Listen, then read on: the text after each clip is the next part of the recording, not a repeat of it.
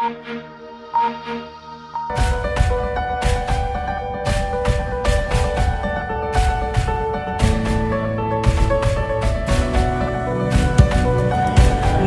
स्वागत है जनवानी न्यूज़ में। इस वक्त हम मौजूद हैं मेरठ के घंटाघर के पास, जहां पर आज आपको बता दें कि चांद की जो उर्दू कैलेंडर के हिसाब से आज चांद की 4 तारीख है, जिसमें आज मौला अब्बास का जो अलम है वो निकलता है। जैसे आप देख सकते हैं पीछे कि अलम निकल रहा है। हज़ारों की संख्या में जो मौला हुसैन को चाहने वाले हैं वो सड़कों पर उतरे हुए हैं। अलम निकल रहा है, पीछे हज़ारों की संख्या में लोग हैं। यहाँ पर किस तरह मातम चल रहा है मौला हुसैन को जो चाहने वाले हैं।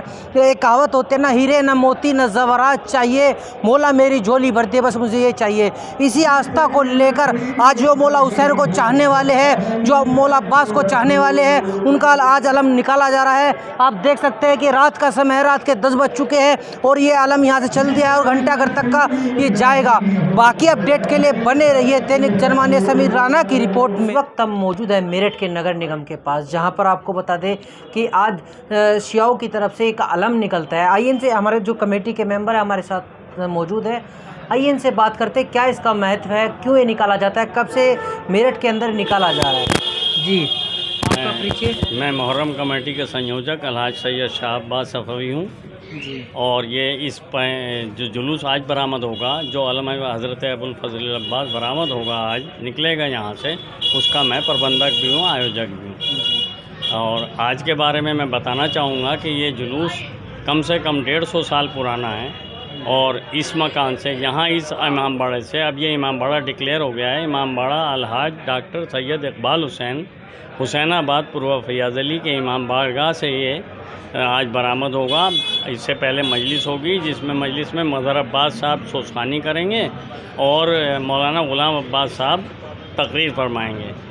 इस जुलूस की तारीख़ ये है कि ये अब यहाँ से निकलते हुए इस इमाम बारगाह से इसको तकरीबन 90 साल हो गए हैं और ये जुलूस इमाम हुसैन के जो सिपह सालार थे जनाब अब्बास, ये उनकी याद में और उन्हीं के नाम से अलम हज़रत अबुल फज़ल अब्बास के नाम से निकलता है और यही जो है पूरी दुनिया में उन्हीं के नाम से अलम निकलते हैं सब। तो इस अलम की तारीख़ ये है कि आज इसको निकलते हुए 90 साल के करीब हो गए हैं। इसमें तमाम शहर की अंजुमनें जो हैं वो हिस्सा लेती हैं और मातम व नौखानी करती हैं। ये अलम यहाँ से बरामद होकर नगर निगम के सामने से होता हुआ और घंटाघर से गुज़रते हुए रात को तकरीबन 12 या 1 बजे तक इमाम बारगाह छोटी करबला लाला का बाज़ार में पहुंचकर ख़त्म होता है। इस जुलूस में ज़्यादा से ज़्यादा मजमा इसलिए भी होता है क्योंकि ये शहर के बीचों बीच है और टाइम से निकलता है और अपने शहर से गुज़रता हुआ दरमियान से जाता है। इसमें हर फ़िरक़े का आदमी शरीक होता है, इसमें कोई कैद नहीं है कि सर इसमें कितने लोग शामिल होते हैं, कोई अंदाज़ा? इसमें तकरीबन 3-4 हज़ार आदमी हो जाता है यहाँ से और उसमें हर कौम का आदमी होता है, शिया सुन्नी और हिंदू मुसलमान सिख ईसाई वाला मसला कुछ नहीं है। इसमें जो हुसैन को मानता है, हुसैन की मानने वाले इमाम हुसैन अलैहिस्सलाम ने जो इंसानियत के लिए कुर्बानी दी है, उसके लिए हर कौम का हर फर्द जो है वो तैयार रहता है और शामिल होता है। तो जैसा कि आपने अभी देखा कि जो कमेटी का संयोजक है उन्होंने बताया कि भी इसे निकलते 150 साल से ज़्यादा हो गए और इसका एक और आपको बता दें कि हिंदू मुस्लिम एकता का प्रतीक भी है। साथ मौजूद है मुहर्रम कमेटी के मीडिया प्रभारी। आइए इनसे जानते हैं कि अब की बार मुहर्रम तक का क्या क्या प्रोग्राम रखे गए हैं, कहाँ से क्या प्रोग्राम होगा, कहाँ से अलम कौन सा उठेगा, उसके लेकर क्या क्या तैयारी हो चुकी है। जी, आपका नाम? मैं अली हज़रत रिजवी जी। मुहर्रम कमेटी है उसका मैं मीडिया प्रभारी हूँ। जी। हमने ज़िला प्रशासन को तमाम जुलूसों के कार्यक्रम की सूची प्रस्तुत कर दी थी जी। और ज़िला प्रशासन ने तमाम जितने भी थाने थे उनको हिदायत करी कि पूरी व्यवस्था की जाए और व्यवस्था हो रही है।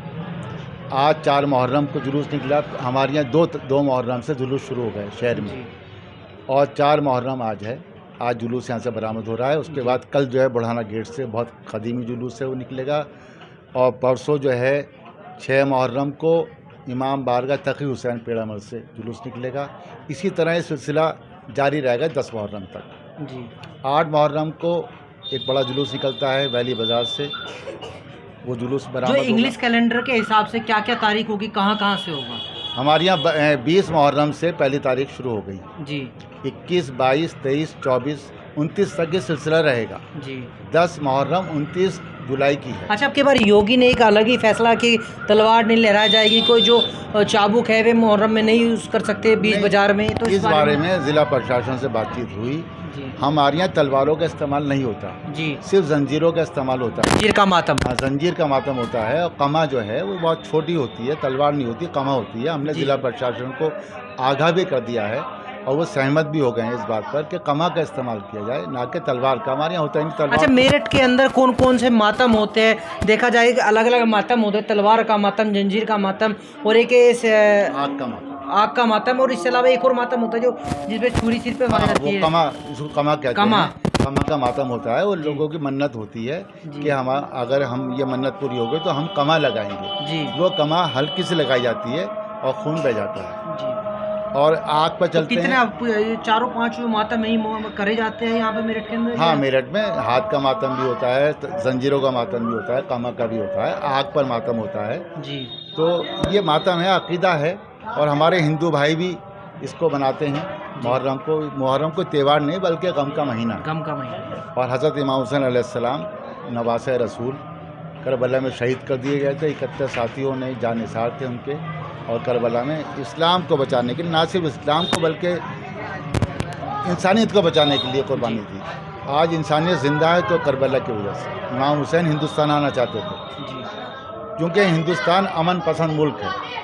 उनकी तमन्ना पूरी नहीं हुई, लेकिन हिंदुस्तान में हमें पूरी आज़ादी है, जमहूरियत है, हमारे अपने जो मजहबी अमूर हैं, जुलूस निकालने की पूरी हमें आज़ादी है। अच्छा सर, हमें फ़ख्र है इस बात का कि जी। हिंदुस्तान के रहने वाले हैं। अच्छा, आपकी ओर से कोई संदेश सभी जो शिया मेंबर है, शिया बोर्ड है, जितने भी मेरठ में लोग हैं उनके मुहर्रम के वाले दिन आपके लिए कोई प्यार भरा संदेश कि भाई कुछ एहतियात बरती जाए, कुछ ऐसे रखा जाए?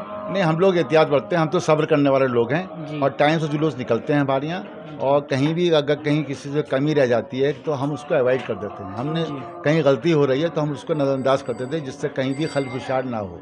जी। हमारा मकसद जुलूस बरामद करना है। अगर कोई आदमी ट्रैफिक बीच में आ भी गया तो हम उससे हाथ जोड़ के दरख्वास्त करते हैं, भाई आप ट्रैफिक इस पर जुलूस में ना आइए। तो हम सब्र करने वाले लोग हैं। इमाम हुसैन ने सब्र किया करबला में, और हमारा मकसद इंसानियत को बढ़ावा देना। अभी कल हमारे हिंदू भाइयों ने का जुलूस निकला, पानी की बोतलें तकसीम करी। शक्ति शर्मा थे, मैंने उनसे पूछा आपका मकसद क्या है? कि हम हुसैनी सोगवार जो प्यासे हैं, इमाम हुसैन करबला में प्यासे शहीद हो गए, हम इस मकसद को आगे बढ़ाने के लिए हम हुसैनी सोगवारों को बोतलें तकसीम कर रहे हैं। अब ये जज्बा कहाँ से लाएंगे आप? मैंने उस शख्स का माथा चूम लिया।